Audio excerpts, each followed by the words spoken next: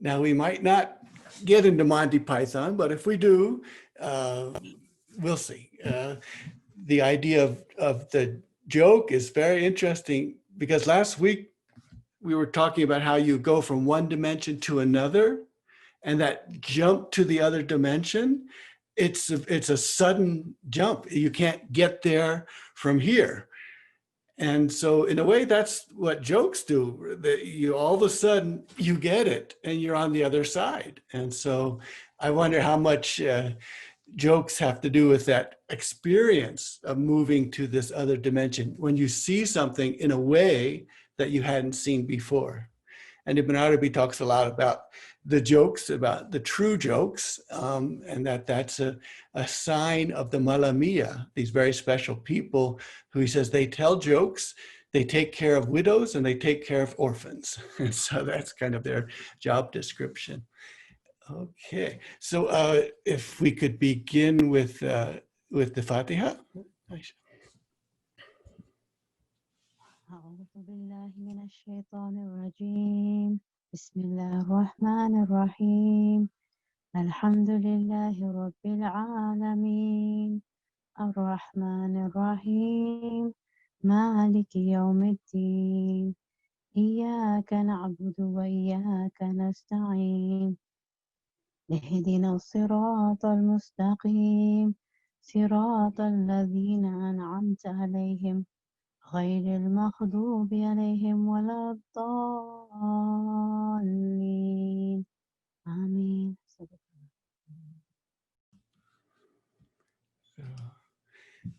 Thank you. Okay, let's start with this. So in the first slides, keep an eye on the red line there, that red rectangle. Keep an eye on that. So what we're looking at here is that was, I think, our first slide in early April or end of March, early April, I guess, the first slide. And so we're back there again, this line dividing it. Ibn Arabi will talk about these two sides. So on the one side, so let's call that the divine side, there's the single entity, Ain Wahda. So this That, this single entity, this essence, this That, the Who, has many names like Haq, and has many adjectives like generous, constricting, expanding, and many verbs, so very many doings, things that are done. So this Zat, that essence, that Who on that side, is a single entity, but it has many names, adjectives, and verbs. And then on this side, there's a single entity. And we can say just quickly in parentheses, it's the same entity. But anyway, it's this single entity on this side now. And this single entity has many properties, many colors, and many variegations. So, and also very many names, adjectives, and verbs. But Ibn Arabi usually talks about this side as having properties and colors and variousness and variegations. So we're watching this red line in the middle. And then what he works with this double Laysa kamithlihi shay'un wa huwa Sami' al-Basir. I'm sorry, but the phone is just going to go on for a while. He takes the ka. See, there's a ka right there. Laysa ka mithlihi. And so Laysa is not, there is not. And then ka is either a relative pronoun or it's I put it on both sides. It's an intensive or it's a relative pronoun. So if it's a relative pronoun, it's like, or it's like the one that is. And on the other side, I've got relative pronoun there, but it should be intensive. So at all, not at all. So it's an intensive. So it has both forms and both are correct. So the usual way to read it is to read on, if we take this side, there is not at all his likeness anything. So that means there is not anything at all which is his likeness. So there's nothing like him at all. So on this side, there's nothing like him at all. And then on this side, you have there is not like his likeness anything. So there is nothing like his likeness. So this is the other side. And then both go to and he is the hearing, the seeing. So what Ibn Arabi does here is he gives us two sides. On one side, there is the God who has nothing like him. And then on this side, there is his likeness, his projection, and there is nothing like us. So there is nothing like us, and God is not in any way like us. And so we are unique, nothing like us. And then God is unique, nothing like us. But because this ka is a relative pronoun or an intensifier, both sides have this, it creates both sides. It creates two readings, two sides. And then we're following this red rectangle again. So Bilqis, the throne that she has back at home is brought to Solomon. And that throne, the question is this throne the same as your throne? Is it your throne? And so the question, is it your throne? The answer is, it is as if it is it. Ka'annahu huwa, ka'annahu huwa. So there's who on this side, the throne, and there's who on this side, the throne. And this throne related to this throne is as if it is this throne. And so we have, again, two sides, throne on both sides. And so there's a throne on this side, and then there's a throne as if it is on this side. Then we have the who on this side and the not who on the other side. So everything on this side is who, and everything on this side is not who.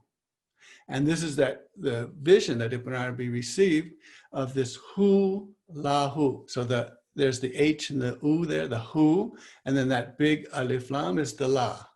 So who, lahu. And you can also read al-hu, the who, lahu is no who. And so on both sides, we have who. This side is a who, and this side is a not who, but it's a parentheses not who, because you can say that this side is who, and it's not who. Okay? And then one of this who, Allahu. So then we have that symmetry again and the division. So who, Allahu. So if you look at the end of the Allah, there's the H there. And then we have a U sign on top of it. Now, the thing about that H is that visually, we don't see who. You only see Allah with an H. But with orally listening, you hear Allahu. So this is Ibn Arabi's way of saying who, lahu. It is who and it's not who. So Allah visually is not who. But orally, through my ears, Allahu is who. So who, Allahu. And then we have who, Allahu, la ilaha illahu. So who is Allah? Who is la ilaha illahu? And who is who? Who is Allah? Who, la ilaha illahu? And it goes on. And then that is the division then with that red is the split between inside this circle. So wherever you start, you have the rest of the side. And so we've been going from small to big, from the little kaf to the hu, to the lahu, to the ka'anahu hu, to the what we just had. Now we have bismillah, the basmala. The basmala also there are two, it's on two sides. On one side is the one we're familiar with. Bismillahir Rahmanir Rahim is by the all-comprehensive name Allah, Ar-Rahman, Ar-Rahim. And then on this side, all of the names that are over there, all the divine names are visible and emerge over here. So there are no divine names over there that don't emerge over here. And we know this because Adam Eve was taught all of the names. So being taught all of the names means all of these names over here have been learned and manifest over here in the Adam Eve. So this basmala then can now be read. Bismillah is by the all-comprehensive name Allah, which is the name of the one who taught Adam Eve all of the names. So being taught all of the names to contain and comprehend all of the names, to encompass all of the names, is to be this word Allah, the all-comprehensive name. So Bismillah on this side means Adam Eve. And then Ar-Rahman.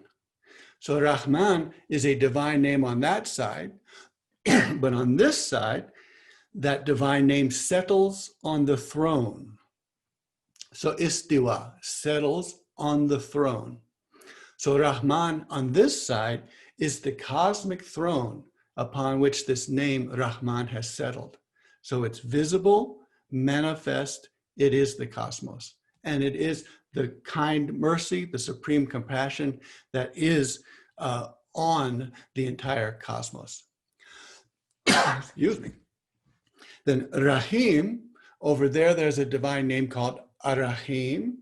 And over here, there is the person of Muhammad sallallahu alaihi wasallam, who is Rauf Rahim, gentle and kind to the faithful. So Rahim on that side is Muhammad sallallahu alaihi wasallam on this side. So this is how Ibn Arabi says that the Basmala is the Adam Eve, it's the Rahman of the cosmos, the world, and it's the Rahim, the Muhammad sallallahu alaihi wasallam. And so this is how we have that three in this Basmala. And so there are two sides. And there are two sides in our next level of the Ikhlas, the say He is Allah one, Qul huwallahu ahad. So Samad, if we look, I've put out Edward Lane's description and record of what the lexicographers throughout time have said Samad is a person to whom you have recourse. So for Ibn Arabi, this is that you turn to someone for help. You turn to someone for what you need. So on the one side, now this Ikhlas, this surah, this was given because the Jewish community approached Muhammad sallallahu alaihi wasallam and said, affiliate for us your Lord, affiliate. So give us the lineage or the affiliation of your Lord. And so Muhammad sallallahu alaihi wasallam was given Qul huwallahu ahad, Allahu samad, lam yalid, wa lam yulad, wa lam yakul lahu kufuwan ahad. So the first part is Qul. So this is the instruction to Rasulullah Muhammad sallallahu alaihi wasallam to say that who is Allah, Ahad, one. And then Allahu Samad. Allah is the one all turn to in recourse for what they need. So all of us turn to Allah in order to get what we need, which is being.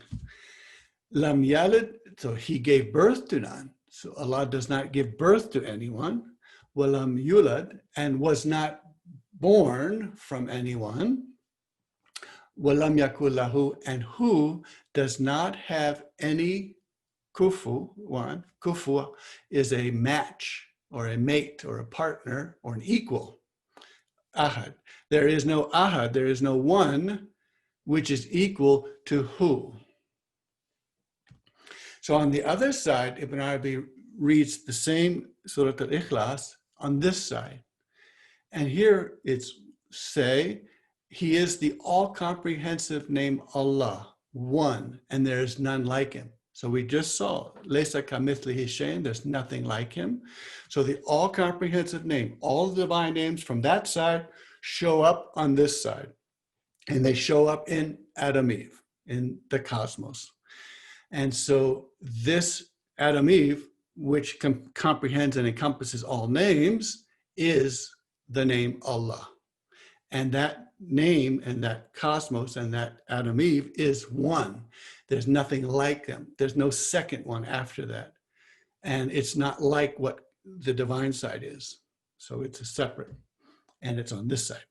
And then Allah, the all-comprehensive name Allah, who turns to being for existence. So all of us on this side turn to the divine side for what we need, for our being, for breath, for nourishment, for everything we need, for our existence. This Adam Eve gave birth to none. So this Adam Eve does not give birth to anyone, because only after Adam Eve is split into Adam and Eve is there a birth. So before they're split, there is no birth. So Adam Eve gives birth to no one.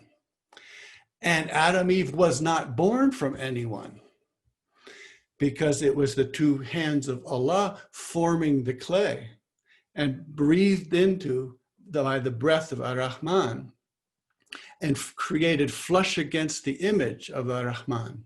وَخَلَقَ Adam ala suratihi, that Adam was created flush against the image of Allah, or the image of Rahman. So Adam Eve does not give birth to anyone and was not born from anyone. وَلَمْ يَكُنْ لَهُ كُفُوًا أَحَدٌ. And Adam Eve has no equal. There is no other Adam Eve out there. And there's no other entity called Adam Eve out there. If there were two, the world would be spoiled. So there is only one. So there's one on this side and there's one on this side. Okay. And now we have that the Hadith Qudsi, Ibn Arabi uses this all the time. And this is, so I'll read it slowly. Qala Allahu, that God said, Ta'ala, exalted is he, Qasamtu, I divided, as-salat, the prayer, and here's the Fatiha, Baini, between me, wa bain abdi, and my slave, nisfain, into two halves. So nisfain, there are two halves. So remember, we've been looking at these two halves everywhere. And so Omar will take us through how this all works in the Fatiha. Thank you.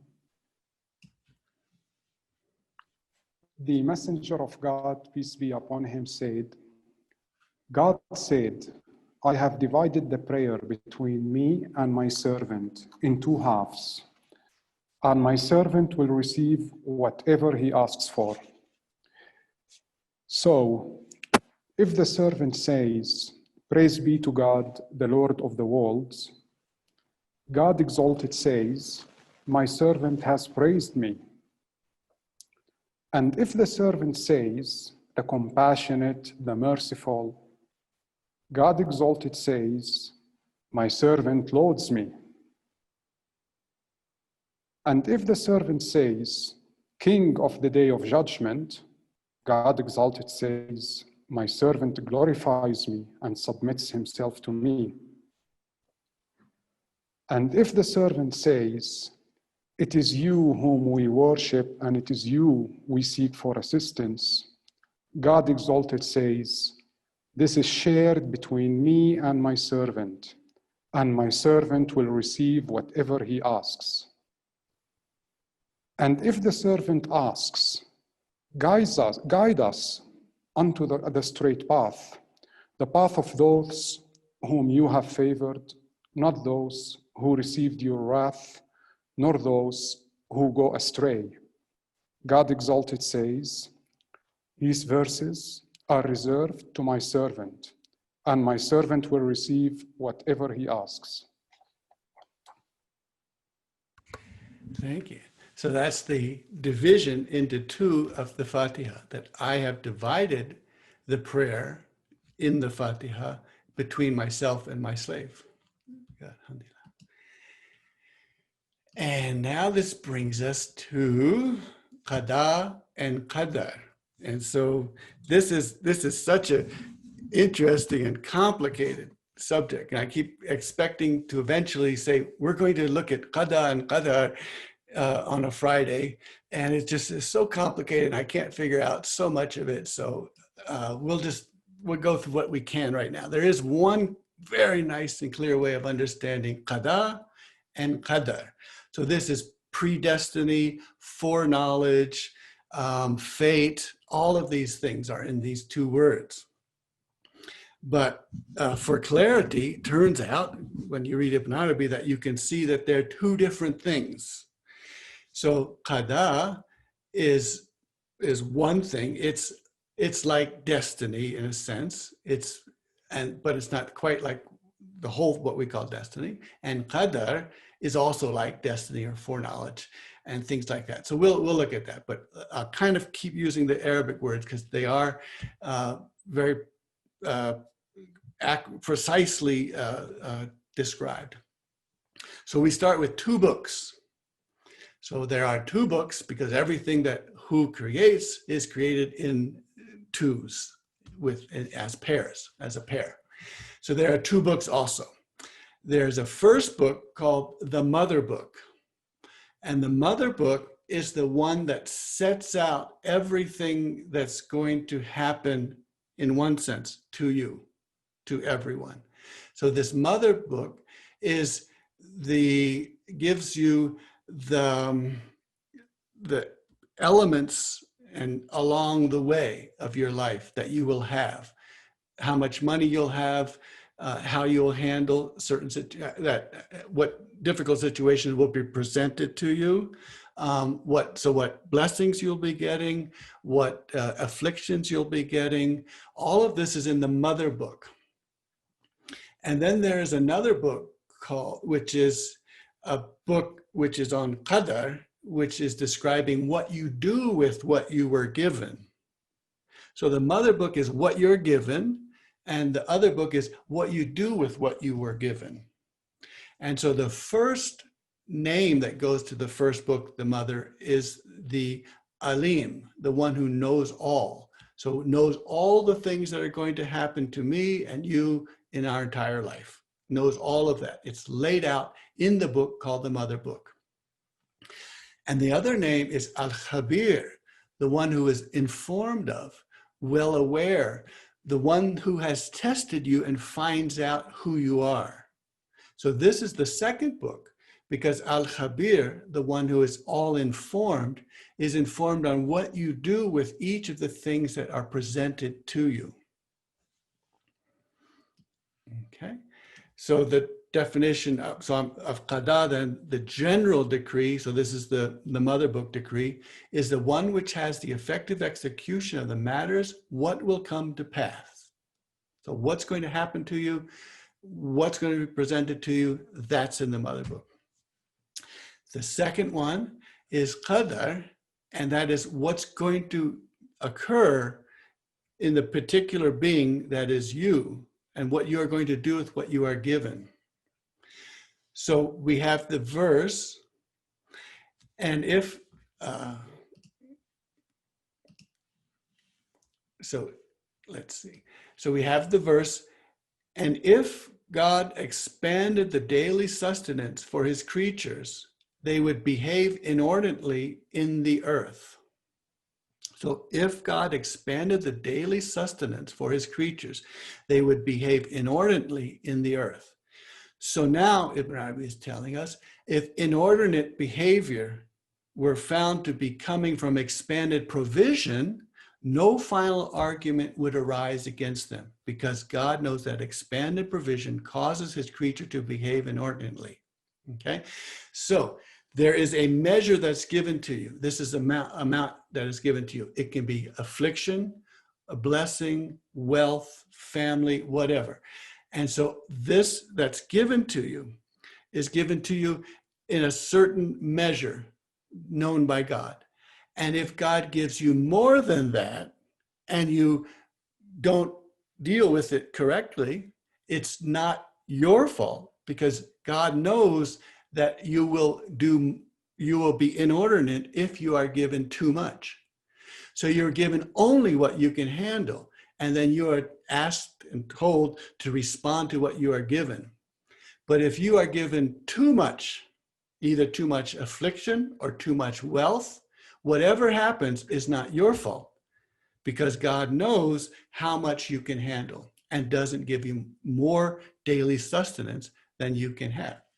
And the reason that we're given daily sustenance in these measures is because the technique or the mechanism for feeding the poor is to give wealth to the rich. This is the divine method.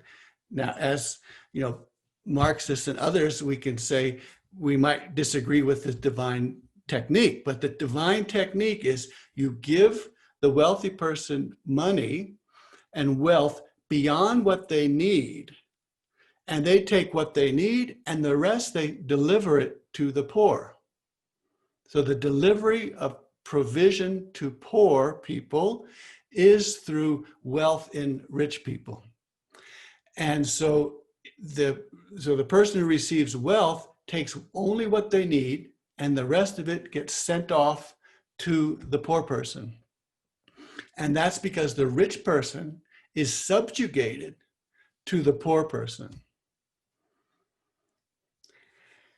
So Ibn Arabi writes, so then if there is inordinate behavior with the measured amount, whatever we're getting, while there was no expanded provision, the final argument arises against them. So if you got this much wealth and you took out what you needed and you didn't give the rest to the poor, then the final argument will rise against you, because you were supposed to transfer that wealth to the poor person. That was the mechanism that the divine has for poor person getting what they need. This is in the place where someone holds back from another what is in their hands. So they have something in their hand, they hold it back, even though they got enough out of it that they need, and there's left over. Whatever is more, whatever is left over, you know it is for the general betterment of another. So whatever you have after your needs are taking place, you know it's for someone else. And from its surplus, you provide a loan.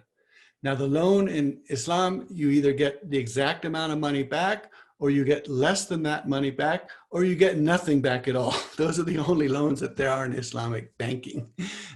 Exactly what you gave, less than what you gave, or none of what you gave. There's no going the other direction. So you are not making a loan from what is your daily sustenance. So the little bit that I need to sustain myself, I don't loan that out. I loan whatever is excess to that. You loan from what you don't take out what sustains your individual body. And he made this behavior, providing to others, to be one of the entirety of general betterments for the creatures. So all of the people get these benefits because the money, the wealth moves from place to place and goes where it needs to go. Thus, he raises some of them above others in steps on the ladder, in order for some of them to take others as subjugated to them. So the person who is up on the ladder is subjugated to the ones who are not there. So the rich person is subjugated under the rule of the poor person, because the poor person's money is sitting in the rich person's hand. That is, the rich are subjugated to the poor, and they are given surplus over their daily needs so that they will provide general betterment to the poor. And since God has brought himself down to the lighting places of his creature, he effectively executes against himself their rules. So just as the rich are subjugated to the poor, God is subjugated to his creatures. So God is subjugated under the rule of his creatures, because he has this level, and therefore he is subjugated, obligated to give to the creatures. And so this is how Ibn Arabi talks about the mulkul mulk, the kingly possessions of the kingly possessions. So we are the kingly possessions, and actually we possess the king, because we say, guide us to the straight path. So that imperative is an order, is a command, guide us to the straight path. Thus, he rules not about them, but by them. This is part of the final argument, this hujjat al-baligha, this final decisive argument. he has against them. And his word is a fitting recompense, a recompense for the good they did, a recompense for the bad they earned. So all of the things that they did, all of their deeds, what that we do, these deeds, it's in itself. If I have more than I need and I didn't give it to a poor person, it's on me. It's against me because I am subjugated to that poor person. If I were given more than I need and given more, and my provision was expanded so much, then I would behave inordinately, and therefore it would not be my fault that I did what I did. So it's their deeds that torment them and their deeds that bless them. No one else is deciding judiciously about them, juridically about them. So they have no one to blame but themselves. So this is how when it comes to blessing, it's not me who can be praised for being blessed. And if it comes to torment, it's not anyone else who can be blamed for tormenting me. So the torment is by my own deeds. And this is why in the hellfire, there are no angels who are doing things to anyone. The torment is coming from inside. And so now, if we have some Ilahi to be sung by 3 people. The mystic guide open the way, brilliant space surround the soul. The rose of light is petal divine air, blossom in the grateful heart. The mystic guide pulls the true wine, her tears of love flood the world. Her blessed face, a golden crown, lighting of the rising sun. So this one basically anyone can attend, but the one person is by his invite or. Mm-hmm. This one like by invitation. I mean, if you know him, right? In your painful mystery of love, lovers find the cure for pain. Wandering through the desert of longing, crying aloud, Allah, Allah. Drunk with delight, self-survivement, eyes of flame with desperate love. Your friends cry out like Moses on the mountain, Lord, reveal yourself to me. My eyes are weeping with love's agony as I dance on the mystic way, possessing nothing, not even myself, crying out, poverty is my pride, my direction of prayer is your face, my victory banner reads, all is he. Paradise is not my concern, hell is not my anxiety. You are what they praise at the holy Kaaba. You are what they seek at temples and shrines. I am free from every religion, crying aloud, Allah, Allah. Strive to become the true human being, one who knows love, one who knows pain.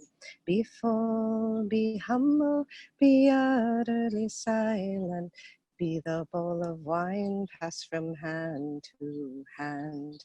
Ever present, where should I search? Always aware, what should I pray? When you glance with infinite mercy, how can any separation be? There we go. How can any separation be? Thank you. And here we'll have qada and qadar in this poem. Klaus will give it to us.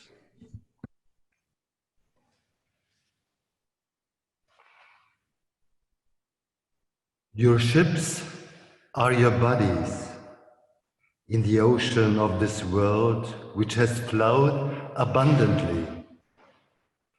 You are her caravans, and you are in great danger. You have no shore to give you safety other than Qada and Qadar. So be sincere, supplicate, and exert yourself. There is no escaping God. This is what I witnessed in the vision during the night I had until dawn. So be chided, take heed, and learn from the one who becomes healed. The all by God, with no doubt, is upon the back of the journey.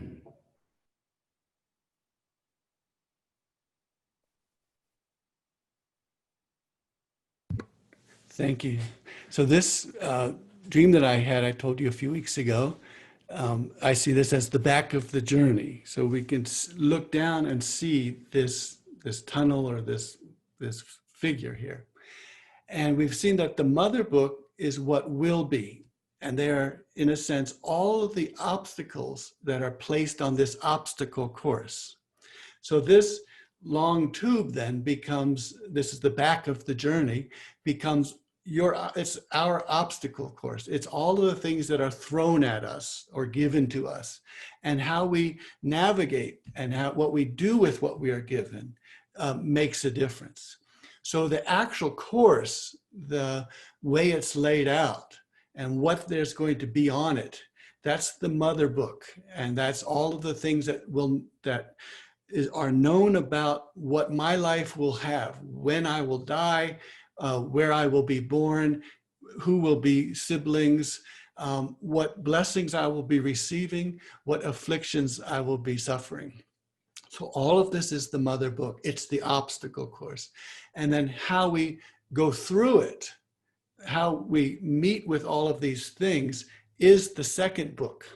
What we do along this obstacle course is the second book.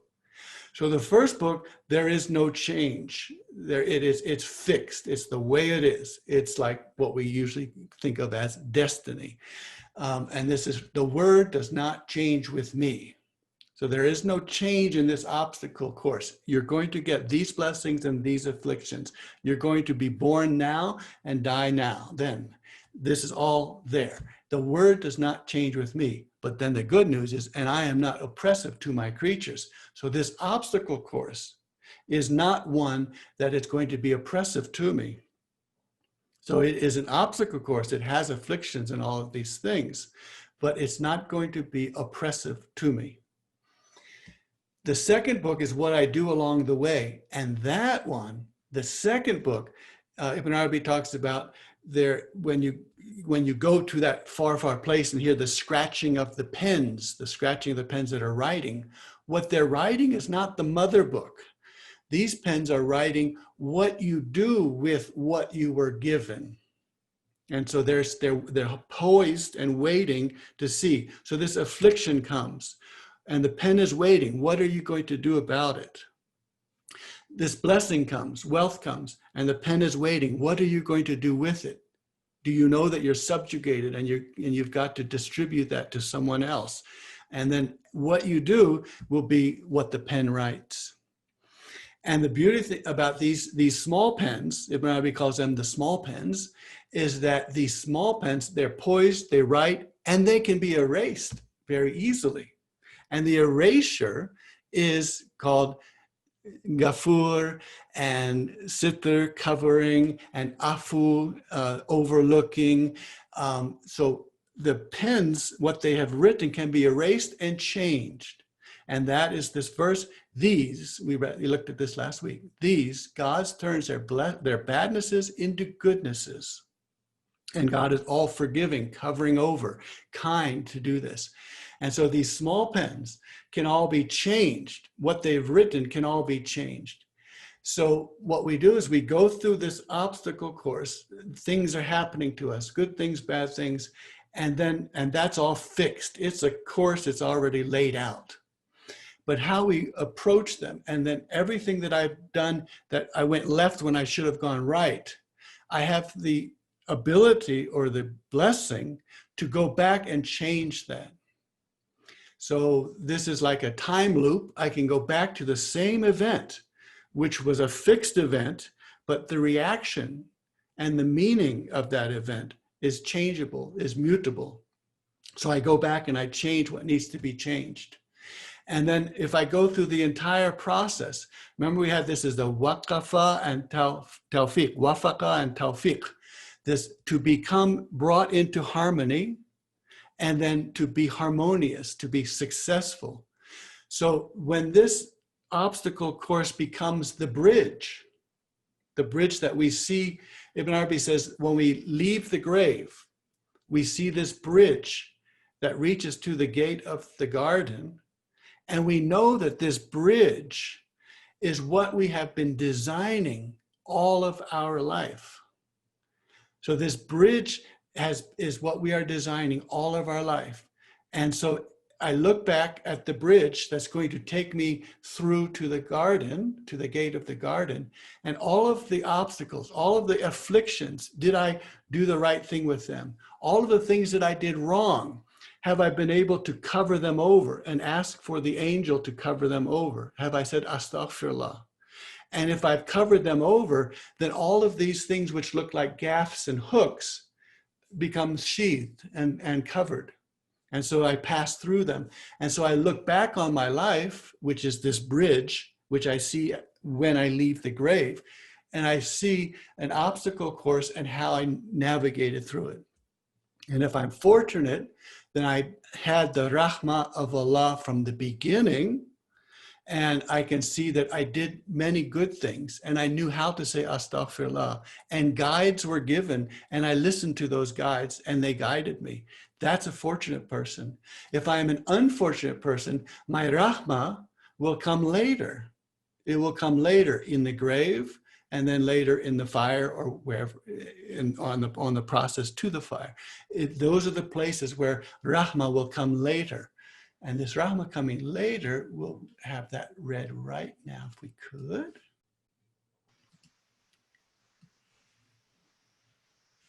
And lo, the world tumbles, and the boundaries raise, and the rivers blend, and the two oceans meet. And the membrane barrier milk is voided. Torment becomes blessed goodness, and Jahannam becomes the garden with no torment and no punishment. Only blessed goodness and security, seen by the inhabitants of the fire with their own eyes. The birds sing melodies full and various, and the contrast-eyed ones are veiled across their noses, and the youth with turbans veiled across their noses. And Malik, the angel in charge of the fire, leaves. And Ridwan, the angel in charge of the garden, stays. And the fire starts to be blessed inside the arboreal enclosures of the gardens. And the secret of Iblis is told there. Lo, he and the one the angels bow down to are the same.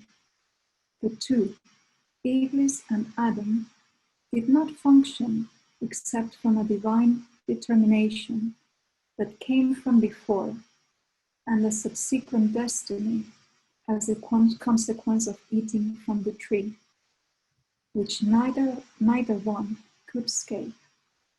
And Moses argues with Adam, Adam, you had the people expelled from the garden.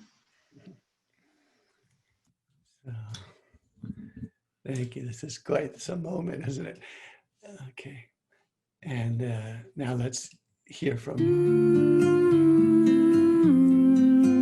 Is the sound okay, everyone?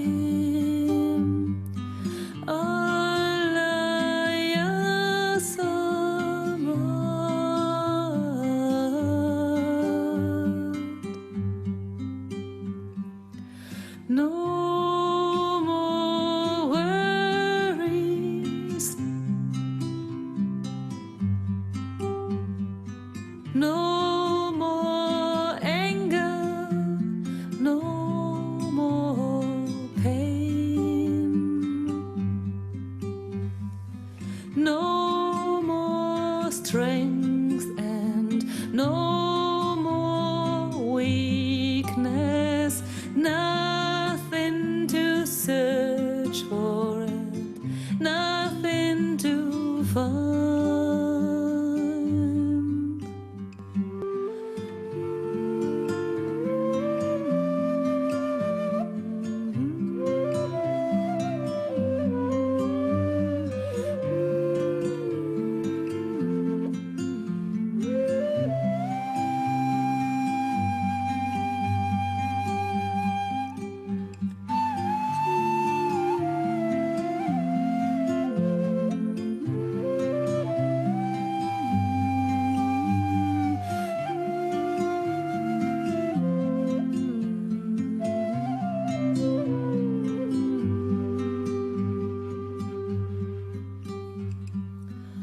There's no language to describe the closeness that I feel.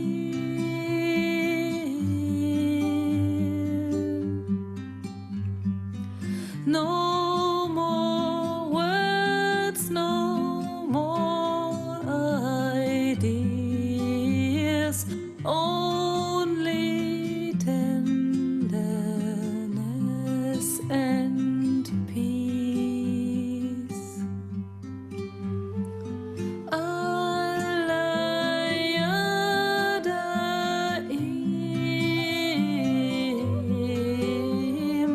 Allah Yasama,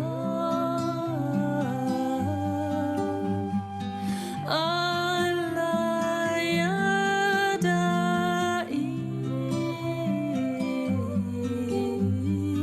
Allah Yasama.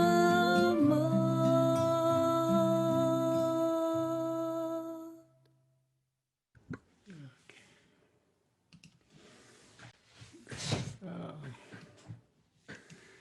good.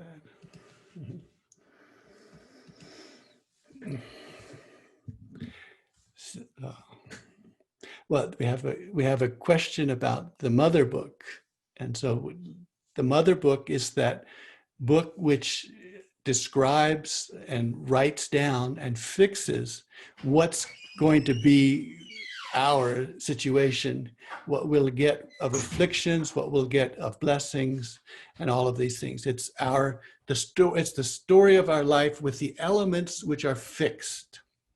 And so these elements which are fixed in a certain measure, so a certain amount of affliction. And that affliction can never be more than we can handle, or then it would be not our fault for how we react to it.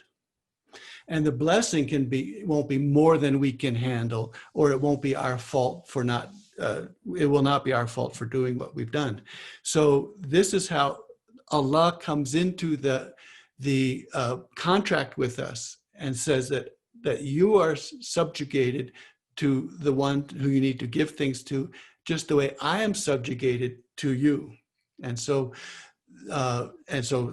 this is why in the Quran, I guess Suleiman or Dawood is told, judge me by the true. Judge by the true, meaning don't judge me by what you've given to me in the mother book, but how I've dealt with everything.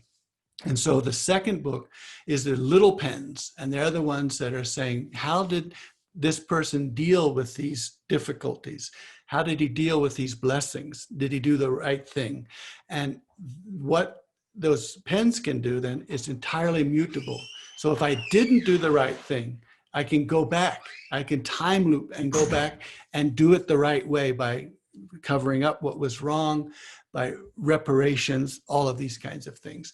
So the little pens can all be changed. And the mother book, this obstacle course, that is fixed. It's what is going to happen to us in our lives.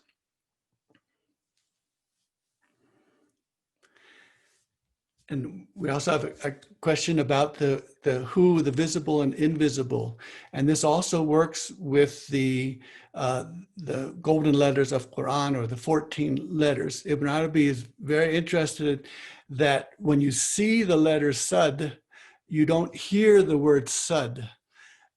When you see Allah written, there's an H at the end, that loop at the end is the H.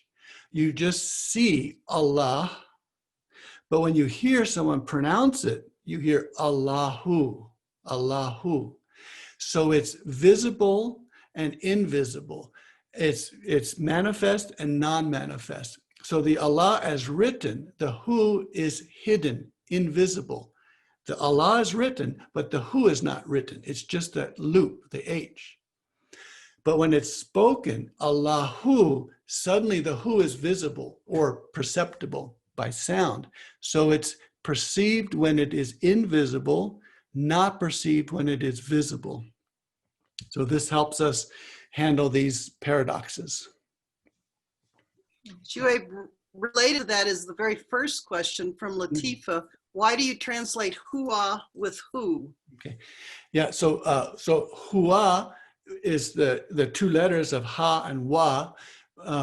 The convention is when you're pronouncing a name, not to pronounce the last syllable, or I guess it's the last syllable. So you would say Allah, and Allahu is the technical way of saying it, and you would say Allahu Samad if there's another word following it. So that's why in like the mu'mina, the at the end, you would say mu'min. And you wouldn't say Rahima, you would say Rahim. So you would cut off that last syllable. So this is why. And so the Hu is the description of the word Hua. So Hua is he, it, third person singular. And Hu is the Huiyat, is the description of that pronoun. And the description of the pronoun Huiyat is feminine. So again, we have the feminine description of the masculine pronoun, which is another way of keeping us bending these things so that we don't get fixed in one place or the other. The next question is Adam Eve, the one soul that Allah speaks about in Quran. Yes, so well, that's the when you talk about the Ain Wahda, the single entity here, which is Allah, the essence, the names, the adjectives and the verbs. There's also an Ain Wahda, a single entity over here, but it would be shirk to say that they are separate and different or not the same. It is the same Ain Wahda. It is the same single entity, but it's the single entity on this side, and there's a single entity on this side, which is the same single entity. And that's why, and so that's why when we get over here, all of these names are divine names. And so show me the least tremendous name so I can show you the most tremendous name that tells you that these are all divine names and they're all equal and all beautiful. And so that also tells us that the greatest name is the transcendent Adam, or it's your name. Your name is the greatest name. And so there's no hierarchy, or there's no something over here that's better, more divine than the other. It's all divine. It's like saying that on God's side, there's some parts that are more godlike than others. It's all God, and over here, it's all creation. And there's not one part of creation that's better than another part of creation. Hamid Masumi writes, he provides through you to others, and the other gets his or her share whether you give it as charity or the other steals it from you. It could be one way of looking at all of that.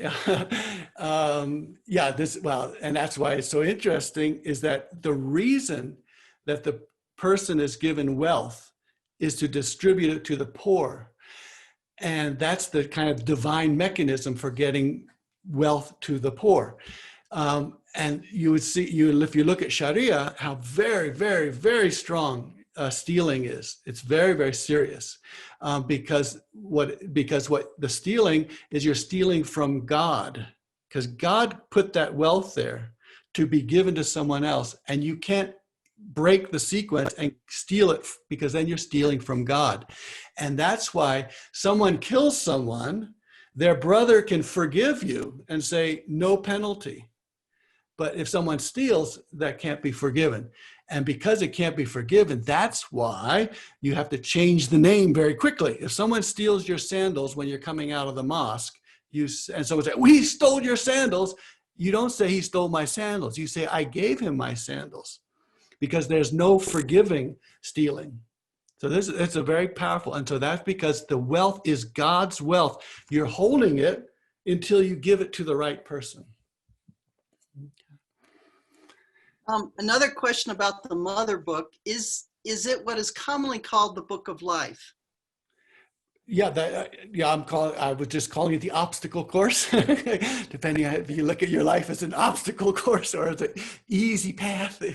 But yeah, it would be it's the bridge, which Ibn Arabi says, you have created and designed all of your life. So it is the bridge that you've made all of your life. And that bridge is presented to you. In other words, it's like the near-death experiences. Your life goes through your eyes from the beginning to the end in a non-judgmental way. So after we leave the grave, we see our life in front of us.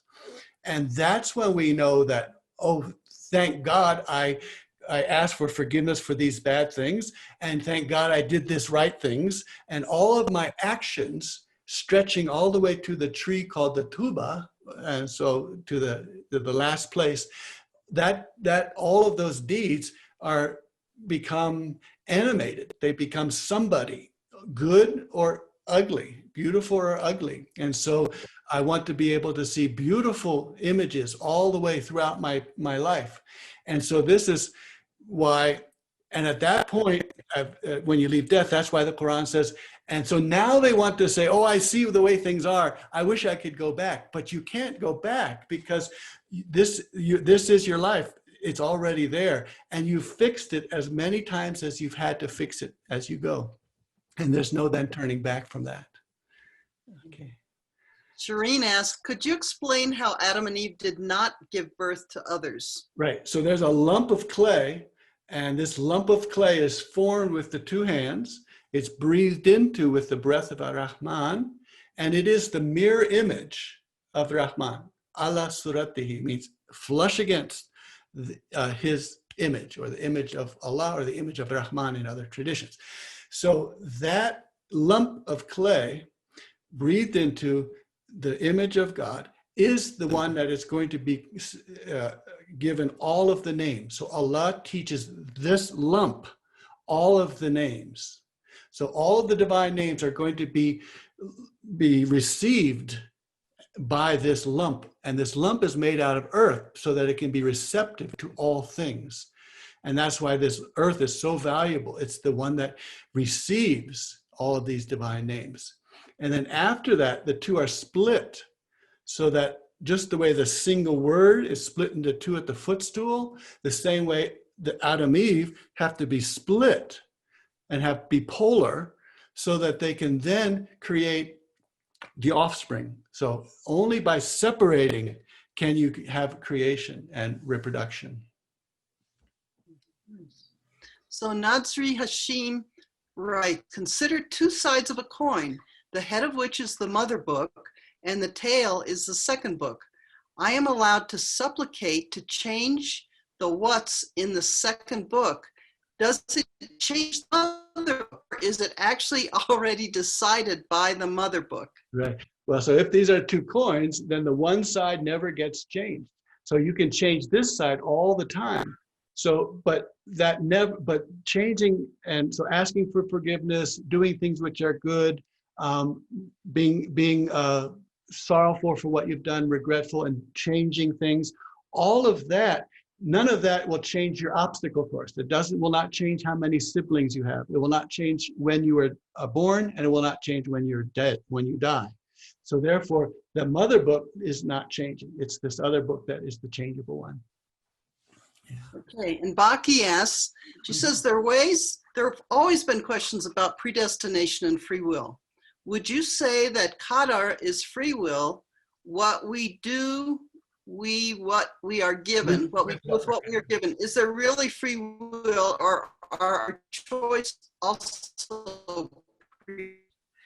Right. So yeah, so this one is this in a way it's the way to look at free will and predestination, because the mother book is what you are given.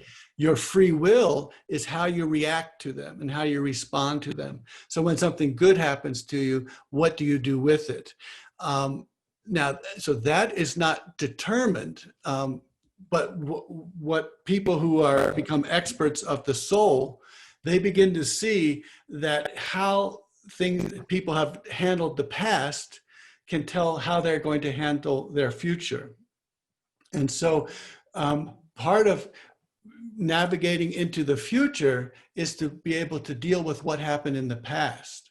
So to be able to go back to the past, change things in their meaning dimension and change what they mean, the significance of them, to change it so that you then can go into the future in a different way. And it seems like, and that's where you feel the free will. There is the principles that this thing happens and then this happens in the mother book, but those are things that are not mutable, can't be changed. It's how we react to them. And so what we then see is that those people who see things as blessings, have always see things as a blessing. And these kinds of people, no matter what happens to them, they see the blessing in the badness. They see the blessing. And they're the ones who when Allah asks them in the garden, you are so blessed now. And they say, we are so blessed, we are so happy. And Allah says, have you ever not been happy? Have you ever experienced pain? And because they are immersed in pleasure, they say, we have never experienced pain. We have never not had anything but blessing. And so this is, they haven't changed the mother book. All of the things, bad things happen to them, but they didn't see them as bad. They said, we have never had anything bad. We are blessed. And then the people in the fire are asked, were you ever having an experience of goodness? And they say, we have never had anything good. It's been bad, bad, bad. It's been, turtles after the turtles after the turtles. Bad, bad, bad. And yet when you look back at their life course or their obstacle course, they have this good thing, this thing, and this thing. It's just that they didn't use them. They didn't react to them well. And so they're the ones who are immersed, and we've had nothing but bad in this situation. But they're talking about their second book, not about their mother book, because the mother book gives us, everyone, goodness and badness, and it all depends on how we deal with that.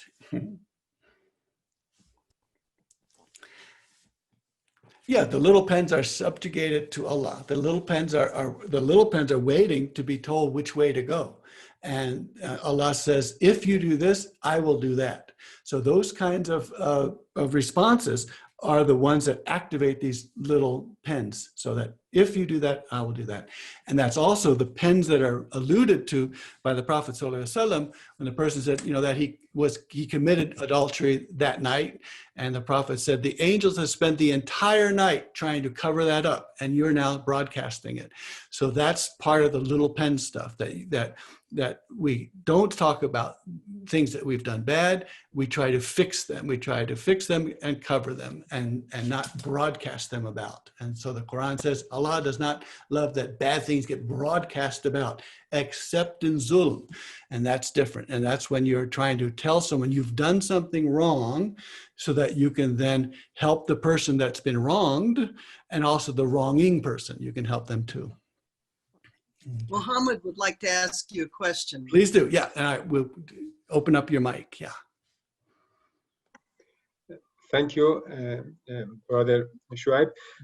You talked about the single entity and the separation and the line between the two, and also all Allah's attributes. It triggered two questions in my mind, an initial question and a main question. So my main question will depend on your response to the initial question. The initial question is it true to say that Ibn Arabi believed in sort of Wahdatul Wujud, that is unity of existence, or sort of pantheism? Mm-hmm. Well, it's difficult to look at his ideas and insights as a system, and so that's why I kind of would resist a philosophical term or a system. because it all depends on what perspective you're looking at. And that's why if you wanted to come up with a single term for Ibn Arabi, you would say hu lahu. It is and it isn't. And this is throughout Ibn Arabi's work. He'll show you something that's true from this perspective. You change your perspective, you see something different. And this is one reason why we love jokes, because you see something and all of a sudden, oh, you see it that way, and it's just hilarious. You crack up and you get it instantly. So that switch of perspective is the delight that is reading the Futuhat. Every time you see something, all of a sudden it switches. Like you hear the verse we looked at a few weeks ago that, oh, the work that the kuffar, the kafirs, the disbelievers do, it's like a mirage in the desert, and the thirsty person thinks it's water, and they get there and they don't find water, they find God, and God is quick to do hisab, meaning punish and everything. And then Ibn Arabi, whoa, what it says is God attracted you to come to the desert and say, here's some water that you want. And you come to that water. And then Allah says, here I am. And he's quick to sufficiency. So hisab here means like paying the bill. It's sufficiency. It pays what needed to be paid.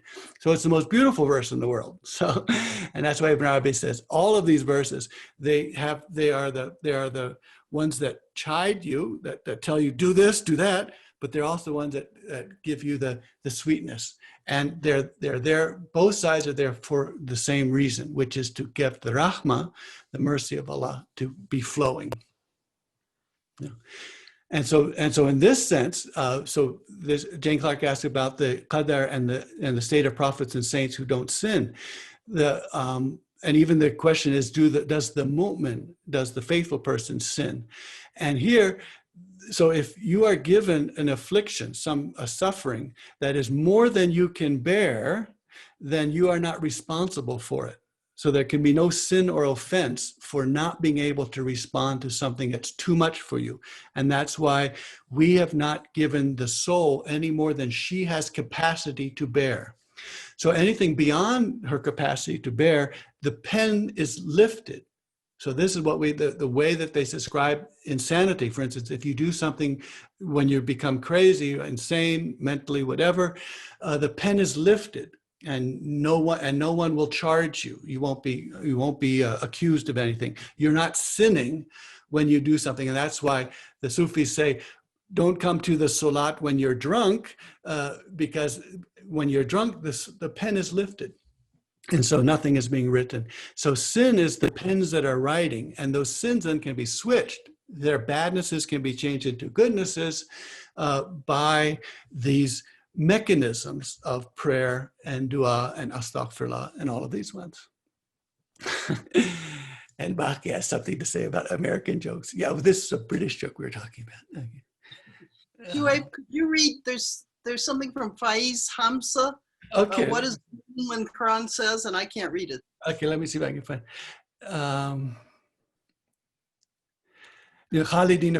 So that the people of the fire will abide in the fire. And Ibn Arabi says, abiding in the fire, and so Ibn Arabi says, abiding in the fire forever is not the same thing as being tormented forever. And he says that the adhab, the torment, switches to udhab, sweetness. So the people in the fire who are her family, their happiness, their felicity, their goodness comes from staying in the fire. And so when that time comes, when the fire has done everything it needs to done, and all of the internal torment that I and whoever is in there has been giving themselves. So the person is tormenting themselves, and their own deeds are tormenting them. So when they wake up that this is not the way to be, I would rather be in harmony, as we looked at last week. The moment they say, I want to be in harmony, then the fire changes. And what was torment becomes sweetness. And then in the passage Omer and I were reading, I guess last month, the people of the garden come down to the wall and look at the fire, and they say, thank God we're not there. And they get more pleasure than they've ever had, even in the garden, in knowing that they're not there. So that's the pleasure of reaching somewhere safely is much better than the pleasure of just reaching somewhere and you didn't have any troubles. So the more troubles you have, the more pleasure you're going to get when you meet the place that you want to be in.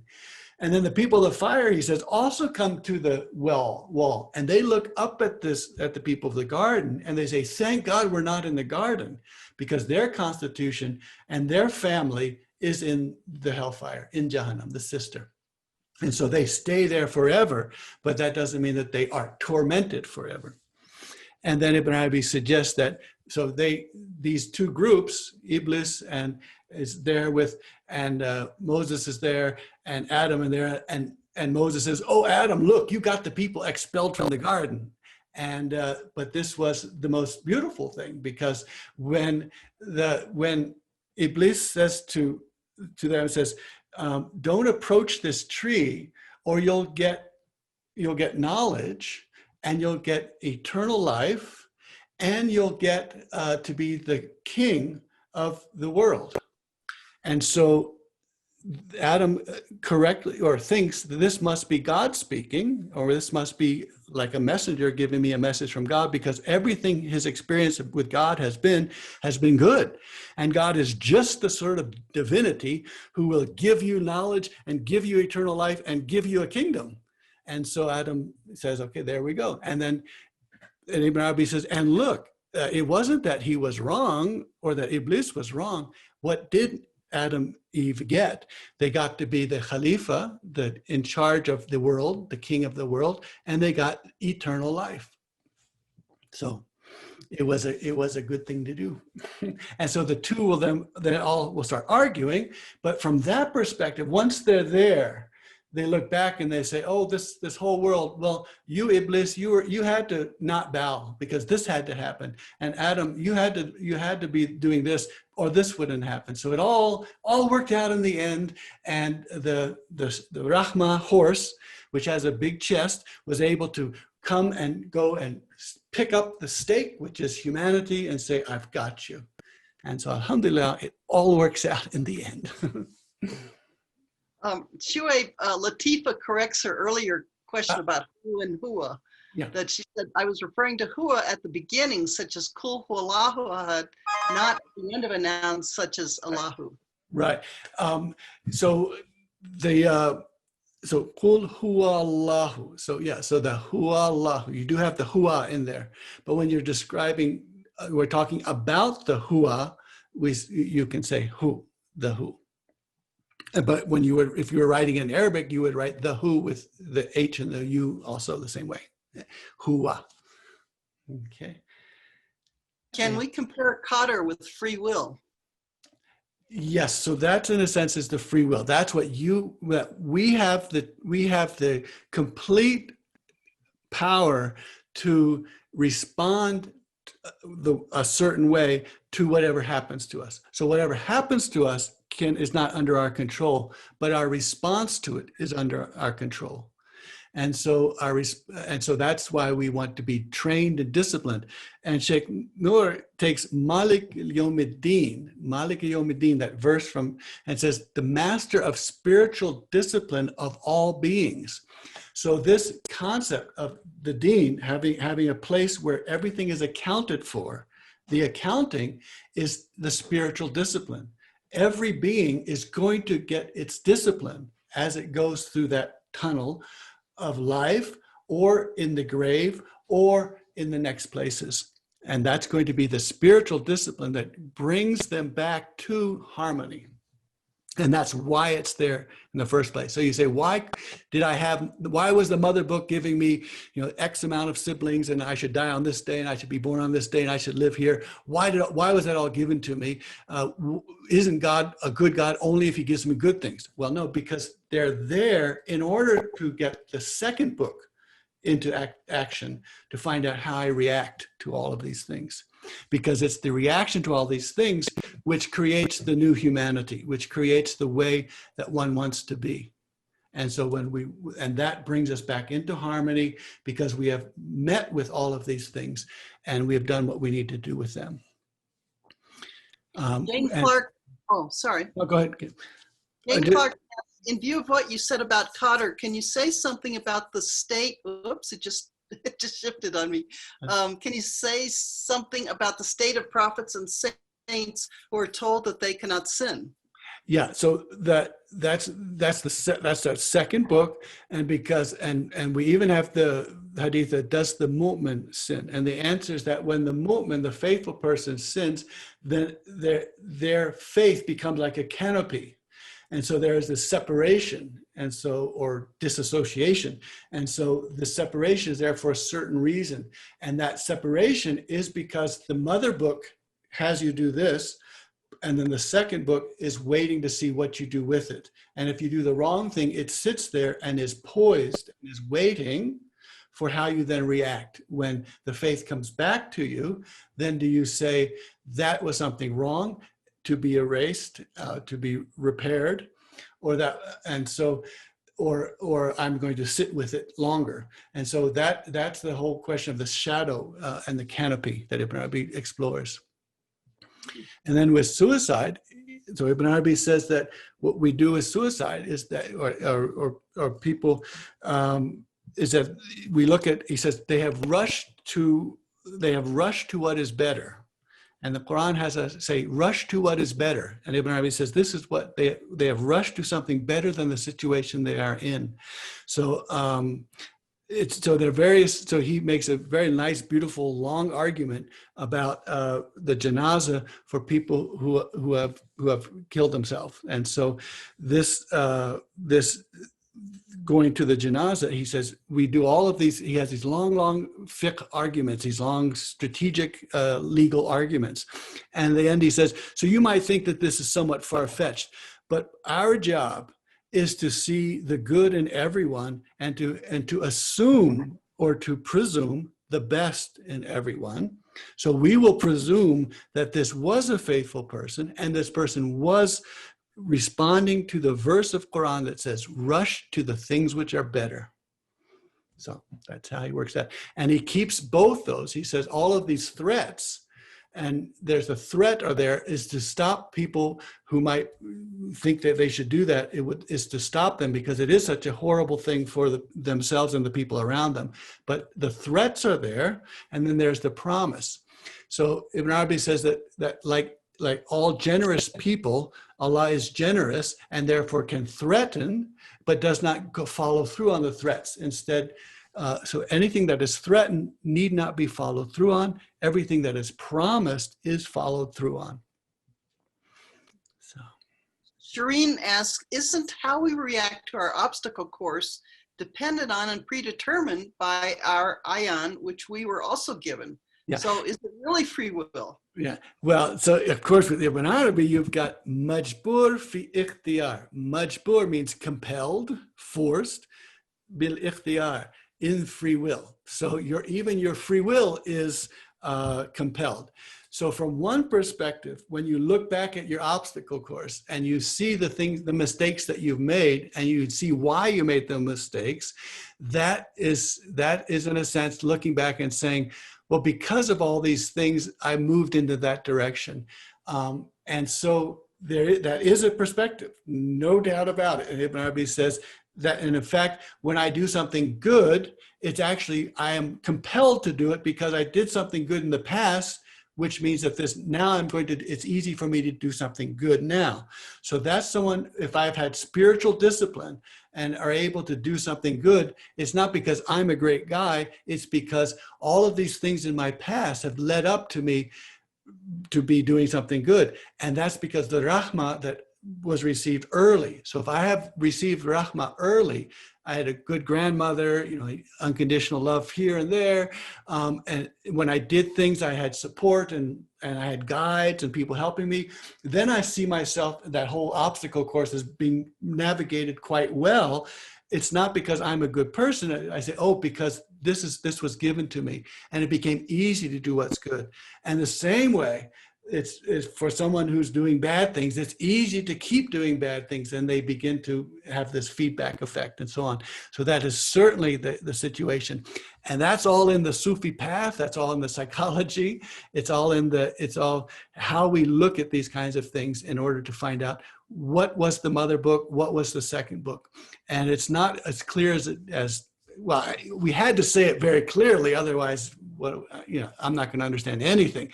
But it's also, it also has its ambiguities, and the ambiguities seem to come from this, what he calls being compelled in your free will. So it looks like when I do something freely, which is good, if I look back, it's like compelled. I can see I was necessarily doing that because I've been taught that and I've been helped to see that, and therefore I did that. And it looks from this direction as if it's predetermined. But I could also say in the future, it doesn't look predetermined because I don't know what I'll do next. So that's how all of that works. Just a few more questions. Hadisha Ashki asks, please elaborate on change the past in the meaning dimension. Right. So the idea of that, this, when we look back, yes, there's the mother book, but there's also this other book, which how we react to things, and how we react to things can be changed. So I can go back to something, and instead of seeing it in a certain way, I can move out, see it differently, and say, this was a necessary part of my life so that something else good would come from it. And so then I can, I can say this thing, this crux, this place, this crossroads, when I took this path, I can see why that was so important. And if I took the wrong path, I can go back and say, this was the wrong path. And so I want to change the meaning the way I see. And this is what that image I was giving. If someone hits you like this, my first reaction would be just, jump on the person, you've attacked me. But then they say, oh, sorry, my mistake. Then you realize, oh, well, that's different. So it's the same hit and it hurts the same amount in a way. But if the meaning is that person's attacking me and I've got to kill that person, versus, oh, it was an accident. Okay, my cheek still hurts, but it was an accident, meaning the meaning is completely mutable. And so the same hit, I can take two different meanings, completely different meanings about what that hit means. So the hit, in a sense, is the mother book. It's what happens, so it's what I'm given. But the second is how I work with that. I say, well, that was just an accident. So I'm not going to, spend the rest of my day angry at this person. It was an accident. And so I've changed its meaning, the second book, even though the first book, that there is going to be this hit, can't change. And Ibn Arabi says there's nothing, all morality is in the second book. There's nothing in the first book. So any hit, any strike is a strike. It can be good, it can be bad. I can interpret it as good, I can interpret it as bad. Someone can have intended it to be good or intended it to be bad, but the hit itself is neither good nor bad. And that's why the action depends on the niyat, the intention. And so the intention, and I can go back then and say, I did something, and then what is its meaning? Now I'm re-intending the goodness. Okay. Cecilia, did you have your hand up to speak? You have to unmute yourself. So it was Richard. Richard. We're sharing. Thank you so much, Shoaib. That's wonderful. I just want to come back to the beginning, really, of how because you're looking at there's nothing but like him, and there's nothing like his likeness. Mm-hmm. So you've got the split, and in a way, we've got the mother book, and we've got the raised pens. Yeah. And in a way, the process is I was trying to correlate the two ideas, because in a way it's quite interesting that you had a vertical line, yeah, and then the line became horizontal, right, when you started to talk about, just before you talked about kada and kada, right, the consequence of the split, of the likeness, the likeness appearing, right, is that then you have, that's where all this other stuff is being played out, because that's where you have the mother book and then the consequences, because you've got you move into relativity on that side. Is that a way of reading it? Yeah. It's beautiful, because in a sense, when we go back to the single entity, that's in a sense the mother book. But then with that, but the single entity also expresses itself by different properties and colors and variegations. And so this expression of the one book is Qadar, is the second book. So the second book is the expression of the first book. And the same way the who, Ibn Arabi's vision, that big who there shivers and then expresses something else. And so every expression is an expression of the who, but not an additional something. And the same way, so the mother book is like a template put down, and then as it quivers and shivers, and we go through it, the second book emerges. So the second book emerges from the first book. And in the same way that the hu, lahu emerges from, and so we don't say, is this expression God or not God? And we say, yes, it's God and it's not God. It's another expression. And so the same way Ibn Arabi says the Zat expresses as the speaker, the hearer, the powerful, the generous, it expresses, and neither one, those aren't components and those aren't combinations and they're not composites. It's one thing expressing in different ways.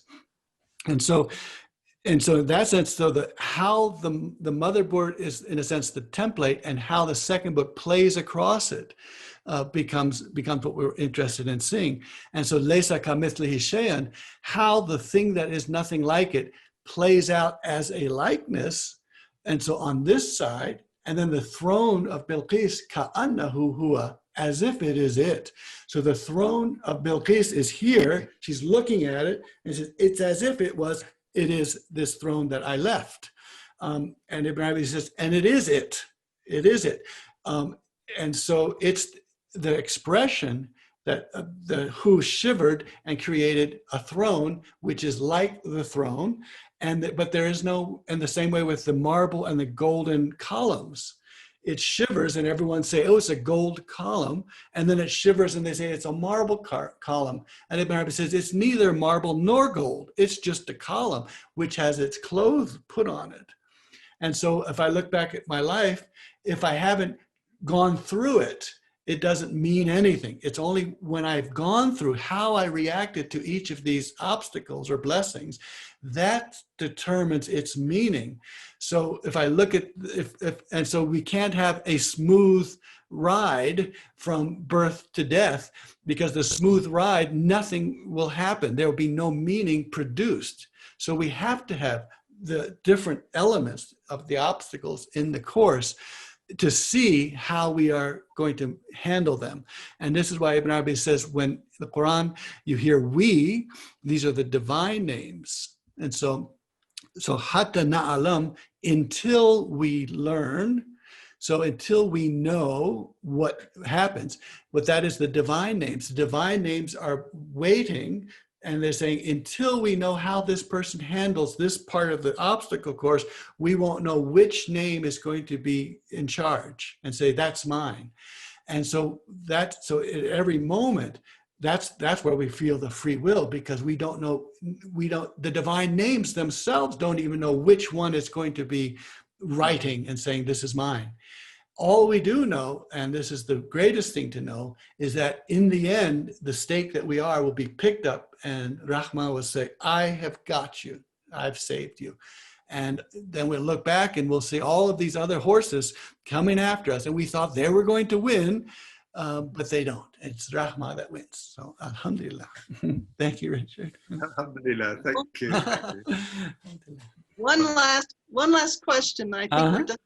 Okay. Latifa asks, if there's time, does Ibn Arabi talk about karma and past lives, whereby the mother book would be the result of our past actions?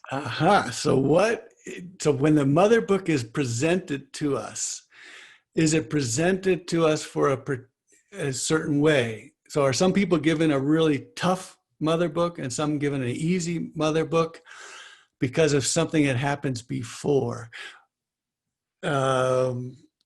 Well, certainly those who are given Rahmah first. So Ibn Arabi says that there's 4 Rahmah in the Fatiha.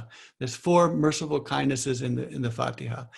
And so the people who are at the last verse and saying, and saying, we are the people who deserve this correction, deserve this disciplining. They're saying, give us the rahmah that you gave to those people without them deserving it. Give it to us now without us deserving it, and then we'll go along our merry way. So rahmah is given without merit or without deserving to it. So in that sense, if you're given a mother book that has rahmah in it early, it's not because of something you've done either in a past life or in the pre-eternity. But in pre-eternity, we might, as we came through the cosmos, and Ibn Arabi talks about getting hung up in different planets and comets and different places. And those places we get hung up do come back in our life. And so if we get hung up on Saturn, we get a certain kind of problem that we get when we are born and we live this life. So, but that could then mean that the mother book board obstacle course takes place from pre-eternity onwards. So it's, who knows? We'll just have to keep asking if I'll be that one.